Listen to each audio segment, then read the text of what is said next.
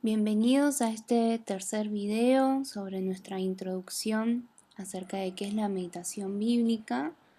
Hoy vamos a tener una sesión de práctica, así que les recomiendo tener no solamente sus Biblias, sino también un anotador, una lapicera o lápiz, también colores si tienen, va a ser muy útil. Hoy vamos a estar practicando concretamente con el pasaje de Marcos, capítulo 4, versículos 35 al 41. Vamos a, a verlo de manera bastante detallada en el tiempo corto que tenemos, pero quiero traer algunos ejemplos para clarificar o ayudar a la hora de que cada uno haga la meditación. Los pasos, voy a estar brevemente en esta diapositiva. ¿Sí? Y primero es esencial fijar un horario y un lugar para tener nuestro tiempo devocional. Un horario en el cual sé que no me van a interrumpir dentro de lo posible, un lugar adecuado también, así como plantearía una cita con alguien para hablar y escuchar algo muy importante, lo mismo hacemos en nuestro encuentro con Dios. También es necesario tener todo lo que necesitamos preparado, así no estamos perdiendo tiempo levantándonos para ir a buscar algo. Una vez que tenemos el horario, el lugar y todo preparado, con nuestras Biblias, nuestro anotador, nuestras lapiceras, debemos orar para poder escuchar lo que Dios desea hablarme a mí, ¿no? Como venimos viendo. Luego tenemos que leer varias veces y en varias versiones también el pasaje en particular, que el día de hoy va a ser un pasaje de Marcos. Luego de hacer esa lectura, tratamos de buscar un título, esto es a modo personal, una manera en la cual podríamos resumir el contenido de ese pasaje en una sola oración. Luego buscamos cómo es Dios, su respectiva aplicación, enseñanzas, aplicación. Esto lo vamos a ver muy en detalle, así que lo voy a pasar rápido ahora y luego hacemos una oración también. Entonces, yo acá tengo el pasaje de Marcos, capítulo 4, 35 al 41, en la versión Reina Valera. Dice: Aquel día, cuando llegó la noche, Jesús les dijo, pasemos al otro lado. Y despidiendo a la multitud, le tomaron como estaba en la barca, y había también con él otras barcas. Pero se levantó una gran tempestad de viento, y echaba las olas en la barca, de tal manera que ya se anegaba. Y él estaba en la popa, durmiendo sobre un cabezal, y le despertaron y le dijeron, Maestro, ¿no tienes cuidado que perecemos? Y levantándose, reprendió al viento y dijo al mar, Calla, enmudece. Y cesó el viento, y se hizo grande bonanza. Y les dijo, ¿por qué estáis así amedrentados? ¿Cómo no tenéis fe? Entonces temieron con gran temor y se decían el uno al otro, ¿quién es este que aun el viento y el mar le obedecen? Noten de qué manera leí, ¿no? Leí de manera pausada, lenta, con atención. Y esto es muy importante cuando meditamos porque muchas veces leemos muy rápido. A propósito, elegí un pasaje que sé que todos conocemos, hemos escuchado seguramente muchos sermones o hemos incluso enseñado sobre este pasaje. Sí, en lo ideal, no lo vamos a hacer en este video, pero como les decía anteriormente, es importante leer varias veces y en varias versiones porque eso esclarece mucho y nos ayuda a comprender mucho mejor el pasaje de hoy. Pero a efectos de este video vamos a ir directamente a las cuestiones prácticas. Entonces recuerden que primero pensamos en qué título le pondríamos.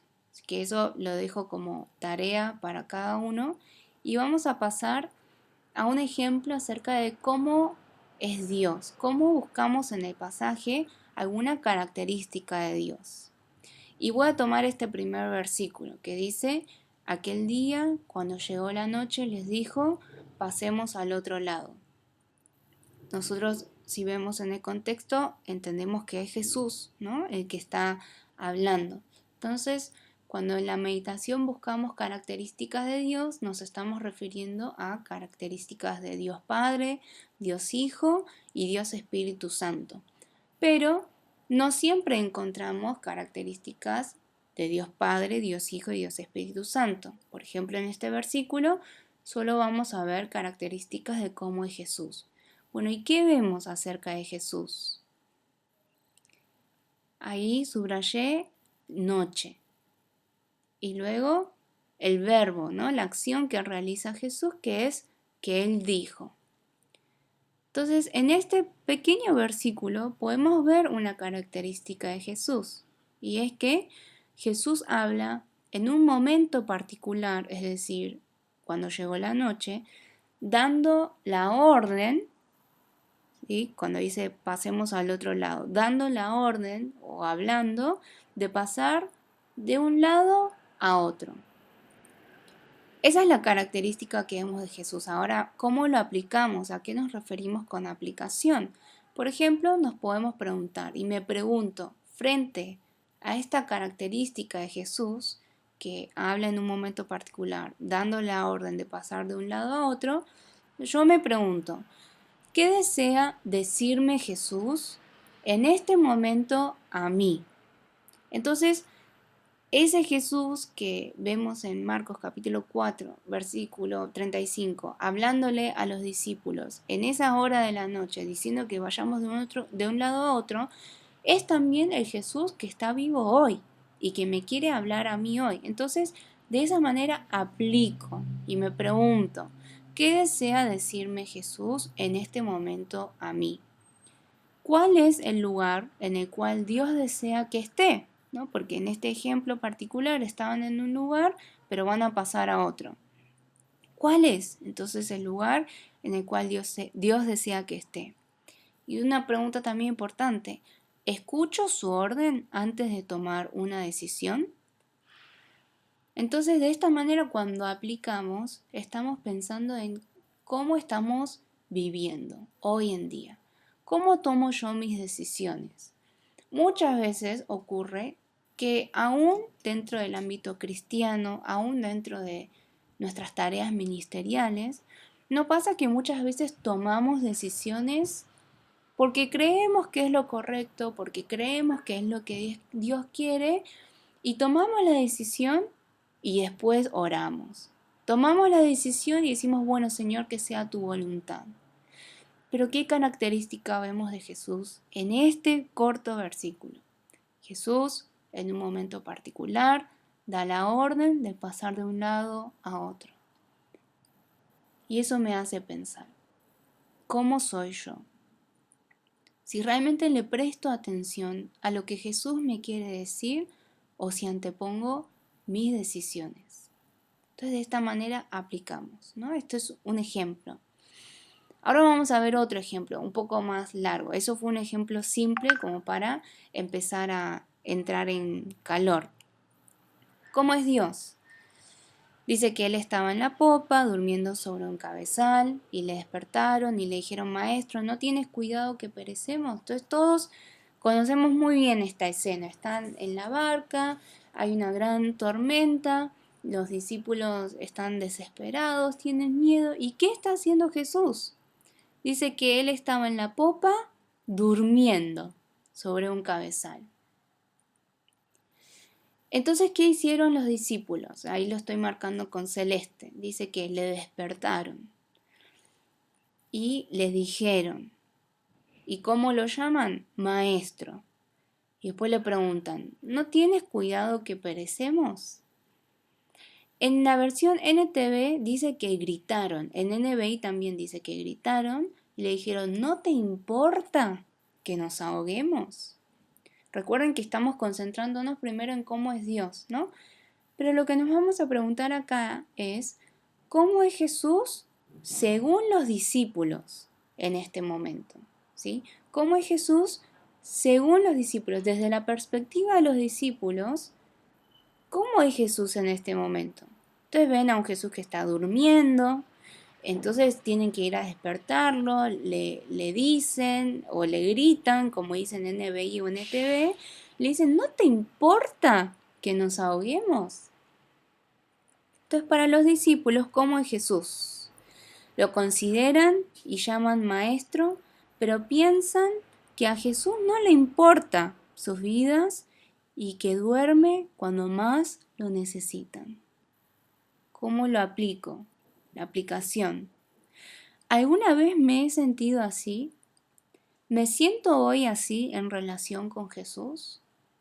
Entonces me reflejo, ¿no? En este pasaje y me pregunto si no estoy considerando yo también a Jesús de esta manera. Entonces me pregunto si estoy en alguna tempestad, en alguna situación difícil que no sé cómo resolver y que siento que necesito la ayuda de Dios y le pido y le pregunto y desesperadamente le estoy gritando y a veces siento o percibo que Jesús está durmiendo y que a Él no le importa mi vida, no le importa que yo me ahogue.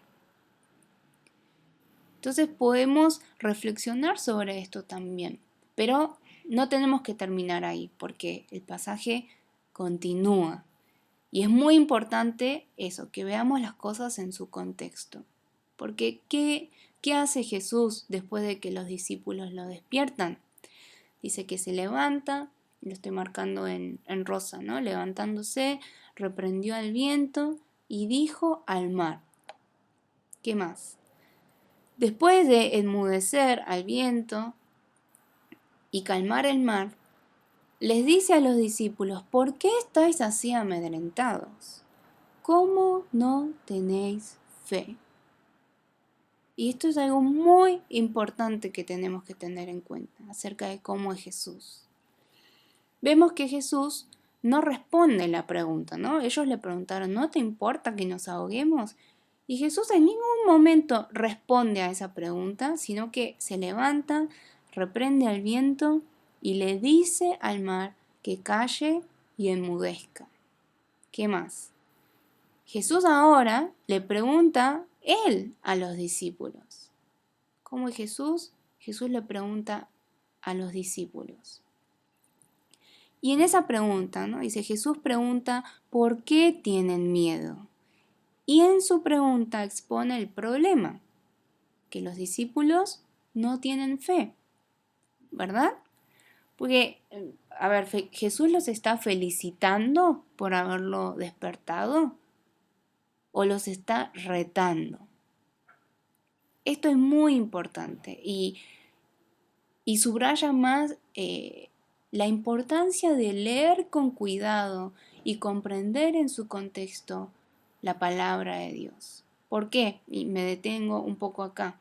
Seguramente muchos hemos escuchado acerca de este pasaje, cuya conclusión muchas veces es que si estamos en una situación difícil tenemos que despertar a Jesús e insistirle y molestarlo y preguntarle y clamarle y gritarle y Jesús ciertamente se va a levantar, va a reprender aquella situación difícil en la cual estamos y nos va a salvar, ¿no? Muchas veces hemos escuchado esa conclusión, pero fijémonos con mucha atención qué es lo que Jesús está diciendo. Que Jesús no está felicitando a los discípulos. Les está cuestionando por qué tienen miedo. ¿Cómo no tenéis fe? ¿Cómo no tenéis fe? Entonces tenemos que, y vamos a ahondar en esta reflexión después. Entonces, cuando los discípulos despertaron a Jesús, ¿tenían fe?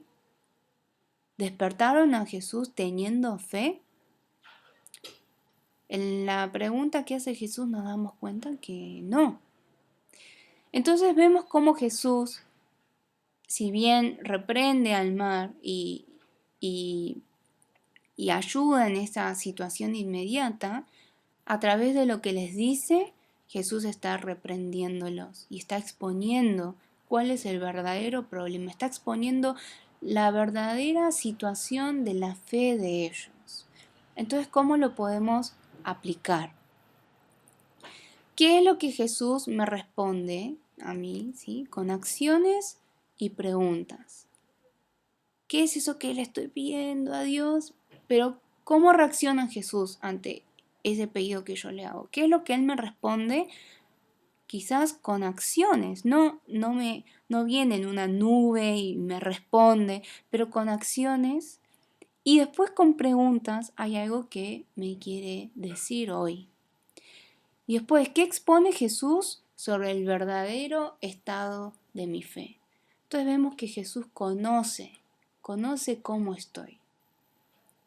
Y hoy Jesús a través de su palabra quiere exponer cómo está realmente mi vida de fe delante de Él.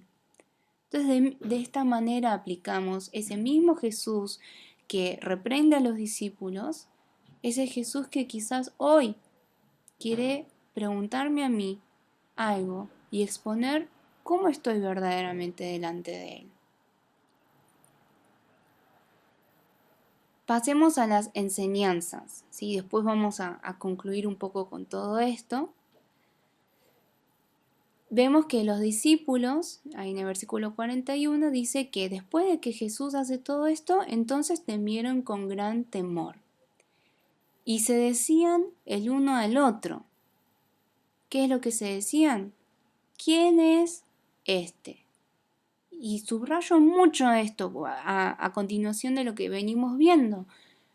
O sea, ellos se están preguntando, ¿quién es?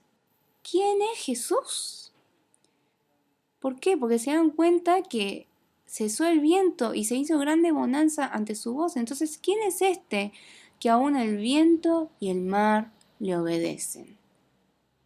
Entonces refuerza esto que veníamos reflexionando. Cuando los discípulos despertaron a Jesús, le dicen maestro y le gritan diciendo, ¿no te importa que nos ahogamos, que nos ahoguemos? ¿Lo hacen con fe? ¿Lo hacen entendiendo quién es Jesús o no? El pasaje de hoy nos muestra que ellos no entendían quién es Jesús. Y sin embargo, estaban ahí con Él, ¿no? Entonces, ¿qué nos enseña Dios a través de esta palabra?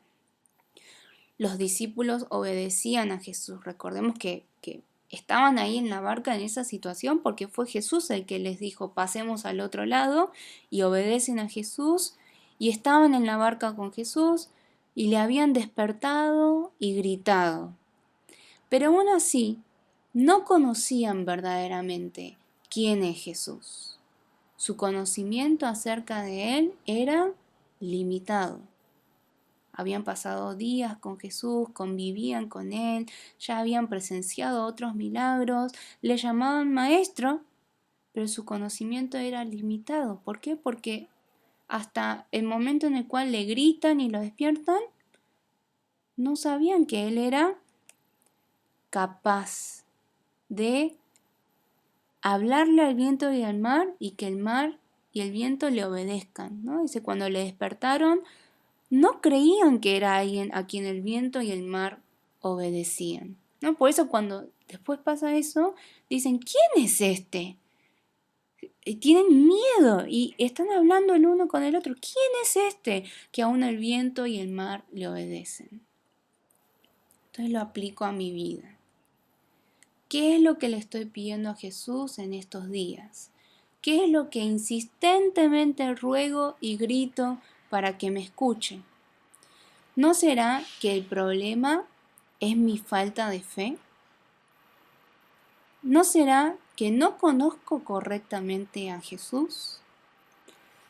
Si estás en una situación difícil, si estoy en una situación difícil, si estamos en una situación difícil y le rogamos a Dios y esa situación no se soluciona, muchas veces terminamos poniendo el problema en Dios. Dios no me está escuchando, Dios no me ama, Dios ya no piensa en mí, a Dios yo no le importo. Pero el pasaje de hoy nos enseña que quizás el problema está en mí, está en nosotros. está en que quizás no tenemos fe, pero ¿fe en qué? Fe en quién es realmente Jesús. Y el pasaje de hoy nos enseña que cuando no tenemos un conocimiento correcto acerca de quién es Jesús, quizás estamos pataleando y encaprichándonos y emocionalmente y sentimentalmente enredándonos en angustia, pero quizás el problema no está en Jesús, está en que yo no conozco verdaderamente cómo es Jesús. Y grito y desesperadamente me acerco a Él. ¿A pesar de qué? De que estaban en esa situación porque habían obedecido a Jesús.